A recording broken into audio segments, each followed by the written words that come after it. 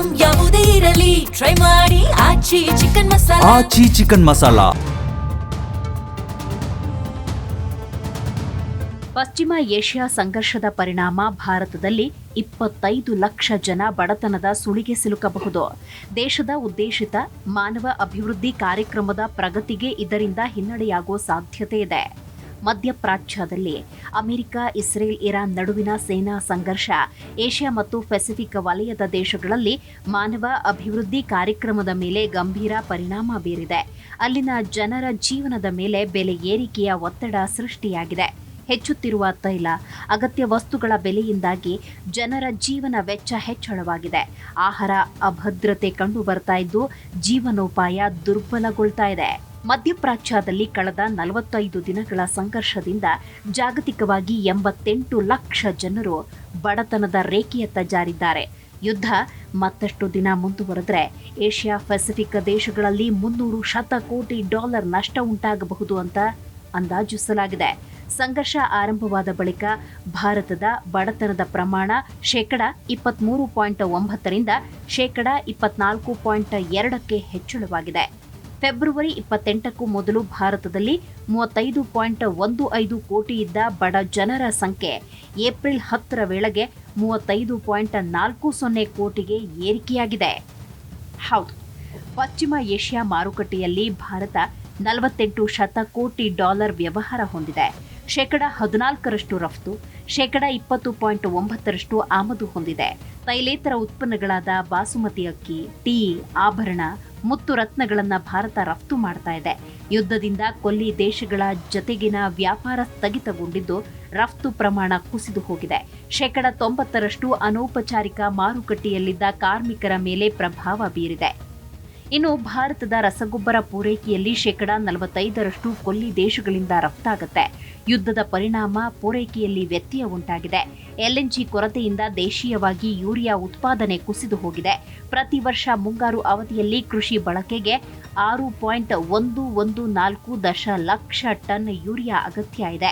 ಕುಸಿದ ಉತ್ಪಾದನೆಯಿಂದ ಮುಂಬರುವ ಮುಂಗಾರು ಹಂಗಾಮಿನಲ್ಲಿ ರಸಗೊಬ್ಬರದ ಕೊರತೆ ಉಂಟಾಗುತ್ತೆ. ಇನ್ನು ಆತಿಥ್ಯ ಕೇಂದ್ರಗಳು, ಆಹಾರ ಸಂಸ್ಕರಣಾ ಕೇಂದ್ರಗಳು, ನಿರ್ಮಾಣ ಸಾಮಗ್ರಿ, ಉಕ್ಕು ಆಧಾರಿತ ಉತ್ಪನ್ನ, ಮುತ್ತು, ರತ್ನ, ವಜ್ರಾಭರಣಗಳ ಉತ್ಪಾದನಾ ವೆಚ್ಚ ಹೆಚ್ಚಾಗಿದೆ.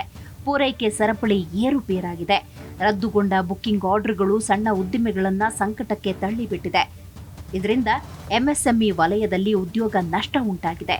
ವೈದ್ಯಕೀಯ ಉಪಕರಣಗಳ ವೆಚ್ಚ 50% ಹೆಚ್ಚಾಗಲಿದ್ದು ಔಷಧಗಳ ಬೆಲೆ 10% 15% ಹೆಚ್ಚುವ ಸಂಭವ ಇದೆ. ಮಧ್ಯಪ್ರಾಚ್ಯ ಬಿಕ್ಕಟ್ಟು ಭಾರತೀಯ ಕುಟುಂಬಗಳ ದೈನಂದಿನ ವೆಚ್ಚವನ್ನು ಏರಿಸ್ತಾನೇ ಇದೆ.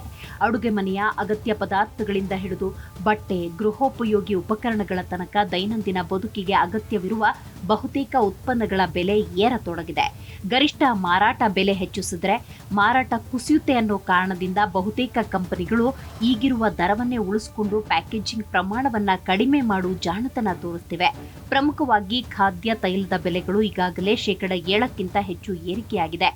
ಭಾರತ ಬೇಡಿಕೆಯ 57% ತಾಳೆ ಎಣ್ಣೆ, ಸೋಯಾಬೀನ್ ಮತ್ತು ಸೂರ್ಯಕಾಂತಿ ಎಣ್ಣೆಯನ್ನ ಆಮದು ಮಾಡಿಕೊಳ್ಳುತ್ತೆ. ಮಧ್ಯಪ್ರಾಚ್ಯ ಸಂಘರ್ಷಕ್ಕಿಂತ ಮೊದಲು 910 ಮಿಲಿ ಲೀಟರ್ ಪ್ಯಾಕ್ನಲ್ಲಿ ಮಾರಾಟ ಮಾಡ್ತಾ ಇದ್ವು.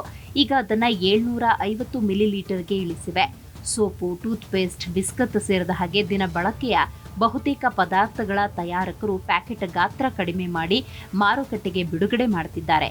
ಪೇಂಟ್, ಜವಳಿ, ವೈಯಕ್ತಿಕ ಆರೈಕೆ ಉತ್ಪನ್ನಗಳನ್ನು ತಯಾರಿಸುವ ಕಂಪನಿಗಳು ಕೂಡ ಶೀಘ್ರದಲ್ಲೇ ಬೆಲೆ ಏರಿಕೆಗೆ ಸಜ್ಜಾಗಿವೆ. ಇನ್ನು ಇರಾನ್ ಮತ್ತು ಅಮೆರಿಕ ನಡುವಣ ಶಾಂತಿ ಮಾತುಕತೆ ವಿಫಲವಾಗಿದೆ. ಇದು ಕಚ್ಚಾ ತೈಲ ಪೂರೈಕೆಗಿದ್ದ ತೊಡಕುಗಳನ್ನು ಇನ್ನಷ್ಟು ಹೆಚ್ಚಿಸಿ ಬಿಟ್ಟಿದೆ. ಇದರಿಂದ 1 ಬ್ಯಾರೆಲ್ ಕಚ್ಚಾ ತೈಲದ ಬೆಲೆ $100 ದಾಟಿದೆ. ಇದು ಪೆಟ್ರೋಕೆಮಿಕ್ ಉತ್ಪನ್ನಗಳ ಕೊರತೆಗೆ ಹಾದಿ ಮಾಡಿಕೊಟ್ಟಿದೆ. ಶಾಂಪು ಮತ್ತು ಸೋಪ್ನಂತಹ ಉತ್ಪನ್ನಗಳ ಪೂರೈಕೆಗೆ ಅಡ್ಡಿಯಾಗಿದೆ. ವೆಚ್ಚ ಹೆಚ್ಚಿಸಿದರೆ ಖರೀದಿ ಕಮ್ಮಿಯಾಗುತ್ತೆ ಎಂದು ಕೆಲ ಕಂಪನಿಗಳು ಗಾತ್ರವನ್ನು ಕುಗ್ಗಿಸುವುದಕ್ಕೆ ಆರಂಭ ಮಾಡಿವೆ. ಗೃಹೋಪಯೋಗಿ ಉಪಕರಣಗಳ ತಯಾರಿಕಾ ವೆಚ್ಚ 10% 15% ಏರಿದೆ. ಇದರಿಂದ 70% ಗ್ರಾಹಕರಿಗೆ ವರ್ಗಾಯಿಸಲಾಗಿದೆ. Washing machine, refrigerator, fan, LED ಉತ್ಪನ್ನಗಳ ಬೆಲೆ ಹೆಚ್ಚಾಗಿದೆ. ತಾಪಮಾನ ತೀವ್ರಗತಿಯಲ್ಲಿ ಏರ್ತಾ ಇರುವುದರಿಂದ ಏರ್ ಕಂಡೀಷನರ್ಗಳ ಬೇಡಿಕೆ ತೀವ್ರಗತಿಯಲ್ಲಿ ಹೆಚ್ಚು ನಿರೀಕ್ಷೆ ಬಲವಾಗಿದೆ. ಇದು ಹಲವು ಕಂಪನಿಗಳಿಗೆ ಲಾಭದಾಯಕವಾಗಿದ್ದರೆ ಜನಸಾಮಾನ್ಯರ ಬದುಕು ಮೂರಾಬಟ್ಟೆಯಾಗಿದೆ. ರಾಸಾಯನಿಕಗಳು, ಸಿಂಥೆಟಿಕ್ ರಬ್ಬರ್, ಅಲ್ಯೂಮಿನಿಯಂ, ಸ್ಕ್ರ್ಯಾಪ್ ಮತ್ತು ಪಾಲಿಪ್ರೊಪಿಲಿನ್ನಂತಹ ಪೆಟ್ರೋಕೆಮಿಕಲ್ ಆಧಾರಿತ ವಸ್ತುಗಳ ಆಮದು ವಿಳಂಬವಾಗ್ತಾ ಇದೆ. ಈ ಮೂಲ ವಸ್ತುಗಳ ಆಮದಿಗೆ ಕೇಂದ್ರ ಸರ್ಕಾರ ಭಾರಿ ಸಾಹಸ ಮಾಡಿದ್ರೂ ಪೂರೈಕೆ ಸರಪಳಿಯಲ್ಲಾಗಿರುವ ತೊಂದರೆಗಳು ಇನ್ನೂ ನಿವಾರಣೆಯಾಗಿಲ್ಲ. ಸರ್ಕಾರ ಮತ್ತು ಉದ್ಯಮ ಎಲ್ಲ ಪ್ರಯತ್ನಗಳನ್ನು ಮಾಡ್ತಾ ಇದ್ರೂ ಪೂರೈಕೆ ಸರಪಳಿ ಅಡೆತಡೆಗಳು ವೇಗವಾಗಿ ತೀವ್ರಗೊಳ್ತಾ ಇದೆ. ಪಶ್ಚಿಮ ಏಷ್ಯಾದಲ್ಲಿನ ಸಂಘರ್ಷ ಅನಿಶ್ಚಿತತೆಯನ್ನು ಹೆಚ್ಚು ಮಾಡ್ತಾ ಇದೆ.